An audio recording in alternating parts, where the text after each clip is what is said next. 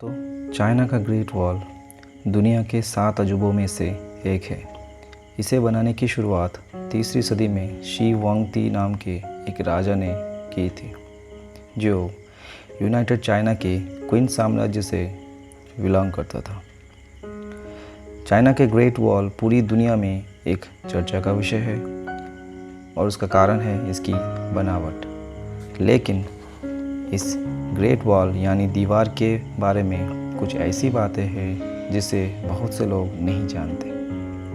Hello दोस्तों, web TV के इस भाग में मैं आप सबका स्वागत करता हूं और आज हम the great wall of China के बारे में कुछ अनसुनी बातें जानेंगे।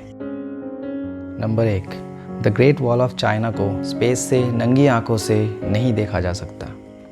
जी हाँ दोस्तों, आपने बिल्कुल सही सुना।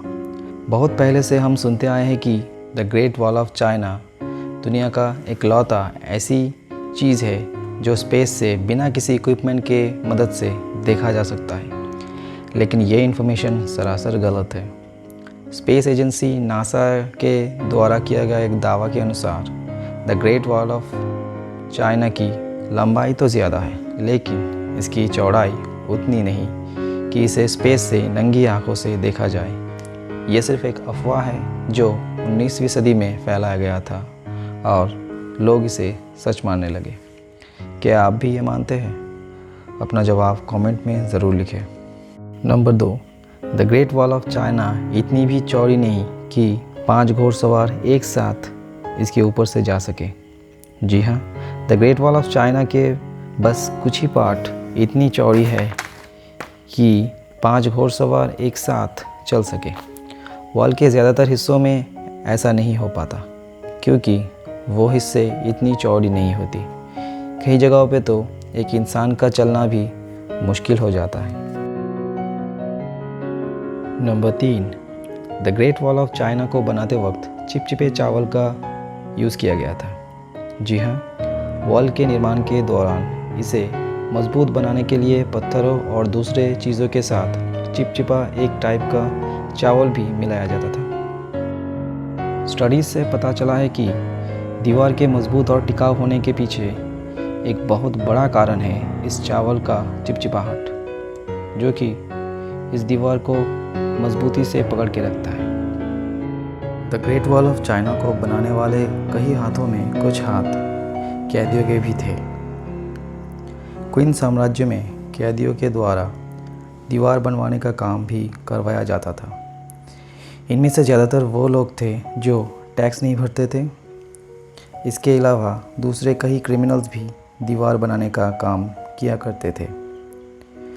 क्रिमिनल्स के अलावा साम्राज्य के सैनिक और साधारण लोग भी इस दीवार को बनाने में अपना योगदान देते थे। चाइना की यह विशाल दीवार दुश्मनों को रोकने में नाकाम रही। जैसे कि हम सब जानते हैं कि चाइना के ग्रेट वॉल को बनाया ही गया था दुश्मनों को बाहर रखने के लिए। लेकिन क्या यह सच में हो पाया था? इतिहास से पता चलता है कि बहुत सारे उत्तरी बंजारे जाति इस दीवार को पार करके चाइना में घुस गए थे। बल्कि मिंग डायनेस्टी के पूरी तरह से तबाह होने के पीछे मानचू जाति का हाथ था, जिन्होंने ग्रेट वॉल को पार करके चाइना पे धावा बोल दिया था। चाइना के द ग्रेट वॉल के कई हिस्से आज भी मिल रहे हैं। जी हाँ, कहा जा रहा है कि चाइना की ये विशाल दीवार हमारे सोच से भी ज़्यादा लंबी है। नेशनल ज्योग्राफिक चैनल के एक डॉक्यूमेंट के अनुसार द ग्रेट वॉल के कई अनजाने हिस्से आज भी मिल रहे हैं गूगल अर्थ के मदद से।